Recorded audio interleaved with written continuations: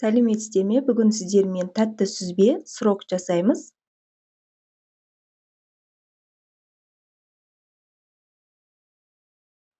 Менде творог 500 грамм, 50 грамм кокос шаңқасы, 50 грамм сахарная пудра.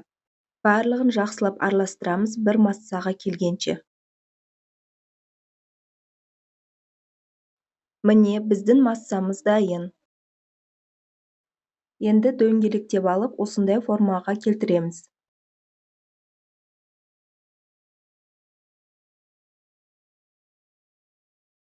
Енді тәтті сүзбелерімізді, сыроктарымызды морозильникке қоямыз, қатқанша 30-35 минутқа.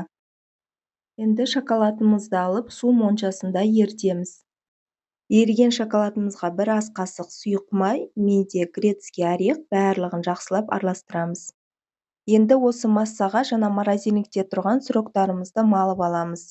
Менің тәтті сүзбелерім жартысы шоколадпен, жартысы шоколадсыз болды, дәмді болды, ас болсын, жасап көріңіздер.